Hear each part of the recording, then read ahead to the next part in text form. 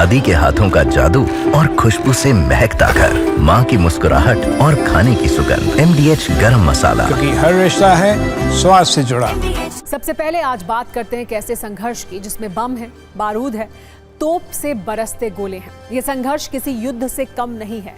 जिस तरह के वीडियो आप रूस यूक्रेन युद्ध में देखते रहे हैं, जिस तरह के वीडियो आपने इजराइल ईरान युद्ध के दौरान देखे होंगे, ठीक उसी तरह के विस्फोटक वीडियो अब एशिया की नई बैटलफील्ड से आ रहे हैं। ये युद्ध भारत से सिर्फ 5000 किलोमीटर दूर हो रहा है। इस युद्ध की सबसे बड़ी बात यह है कि एक शिव मंदिर को लेकर दुनिया के दो देश आमने सामने हैं। एक का नाम है थाईलैंड और दूसरा देश है कंबोडिया। दिन भर आपने अलग अलग प्लेटफॉर्म पर इस युद्ध के वीडियो देखे होंगे, इस युद्ध की कहानियां सुनी होंगी। सत्ता के न्यूज मित्रों को हम ये बताने वाले हैं कि कैसे एशिया में दो पड़ोसी देश शिव मंदिर को लेकर बम वर्षा और बारूद वर्षा कर रहे हैं। यह युद्ध का एक नया फ्रंट है। कहने का मतलब दरअसल ये है कि थाईलैंड और कंबोडिया में आज का गुरुवार धमाकेदार रहा है, जिसमें एयर स्ट्राइक है, बमबाजी है, रॉकेट अटैक है। थाईलैंड और कंबोडिया का सीमावर्ती क्षेत्र आज सुबह से युद्ध भूमि बना हुआ है। अब तक हमलों में 11 लोगों की मौत हो चुकी है। सबसे पहले आपको 5 विस्फोटक वीडियो से ये बताते हैं कि शिव मंदिर को लेकर कैसे थाईलैंड और कंबोडिया की आज सुबह धमाकेदार एंट्री रही है। थाईलैंड और कंबोडिया में दोनों तरफ से गोलीबारी हो रही है, बमबारी हो रही है। बॉर्डर के पास के इलाकों में युद्ध हो रहा है। कैसे बीच सड़क अटैक हुआ है, आप इस तस्वीर में देख सकते हैं। कंबोडिया के हमलों के बाद थाईलैंड में 40,000 लोगों को सुरक्षित जगह पर शिफ्ट किया गया है। रॉकेट से हमले का अगला वीडियो जो हम आपको दिखाने जा रहे हैं वो और भी खतरनाक है। दोनों देशों की ओर से ये आरोप लगाए जा रहे हैं कि रिहायशी इलाकों पर भी हमले हो रहे हैं। कंबोडियाई सैनिक लगातार गोलीबारी कर रहे हैं। थाईलैंड के सुरिन प्रांत में कंबोडिया की ओर से फायरिंग की गई है। अगला वीडियो थाईलैंड के सिसाकेट प्रांत का है, जहां एक पेट्रोल स्टेशन से जुड़े एक स्टोर से धुआं निकलता हुआ दिख रहा है। बताया जा रहा है कि कंबोडिया के अटैक के बाद कुछ इसी तरह पूरा इलाका धुआं हो गया। कंबोडिया के सैनिक BM-21 रॉकेट से हमले कर रहे हैं। थाईलैंड का आरोप है कि कंबोडिया ने ताबड़तोड़ रॉकेट बरसाए हैं। थाईलैंड के सैन्य अड्डों पर पिन पॉइंट अटैक किया गया है। थाईलैंड के बंकर पर रॉकेट बरसते हुए दिखाए गए हैं। थाईलैंड ने भी जवाबी कार्रवाई की है। 2 कंबोडियाई सैन्य ठिकानों पर हवाई हमले किए गए हैं।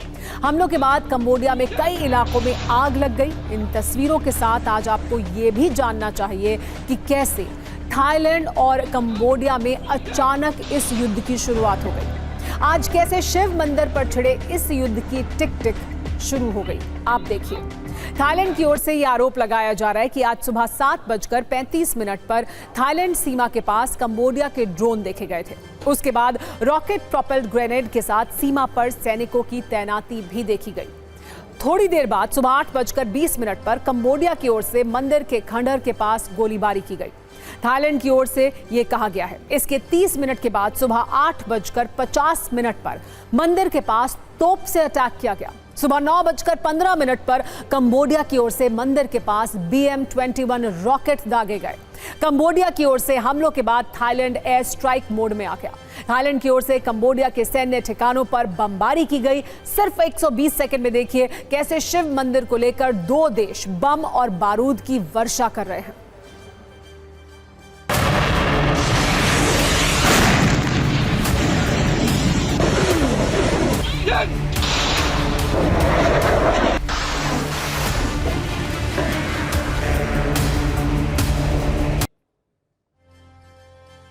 आपको बता दें कि थाईलैंड और कंबोडिया में विवाद की शुरुआत इसी वर्ष 28 मई को हुई थी। एक झड़प में कंबोडियाई सैनिक की मौत हुई थी।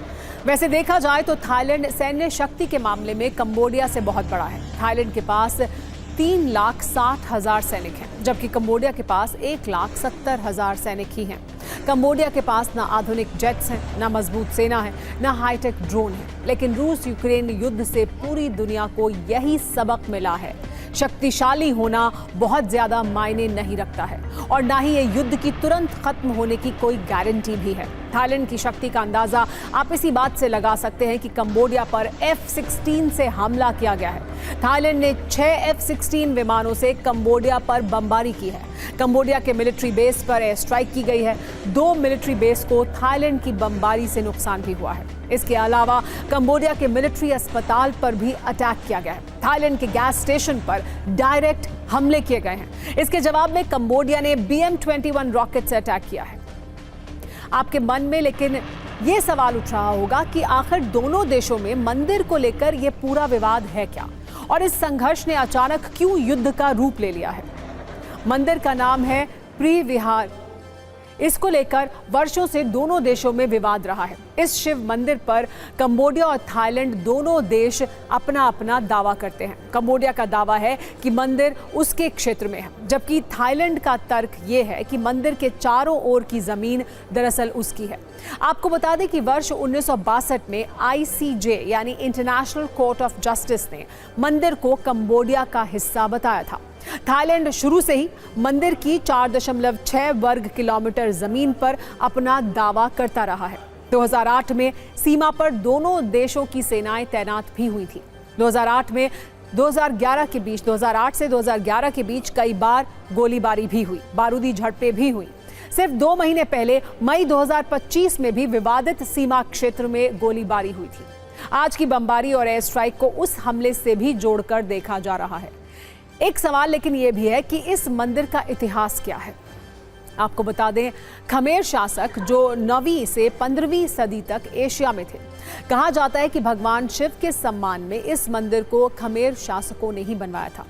प्री विहार नाम का यह मंदिर कंबोडिया और थाईलैंड की सीमा पर है।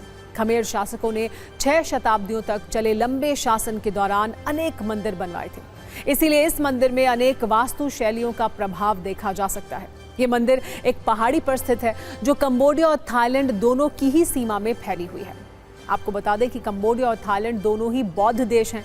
दोनों की ही करीब 95% आबादी बौद्ध है।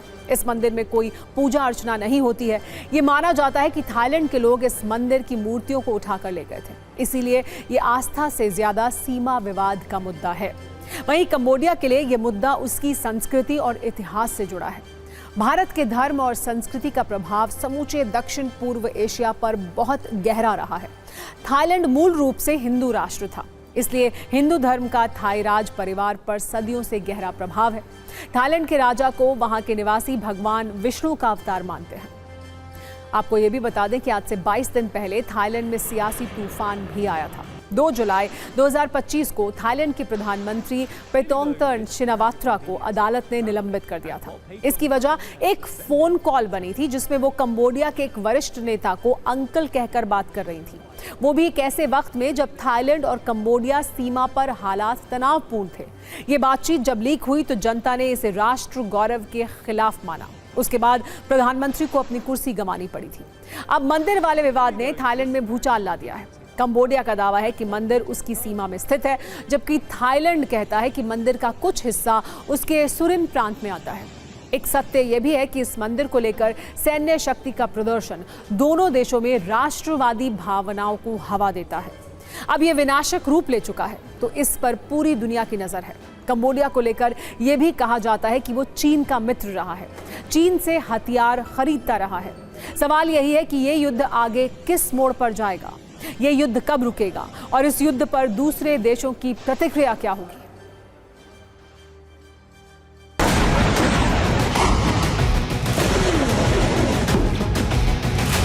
ये जो मंदिर वहां पे बना है, लोग कहते हैं कि भारत से लोग गए थे जिन्होंने उस मंदिर को बनाया था, क्योंकि पुराने वक्तों में कंबोडिया को चंपा भी कहा जाता था।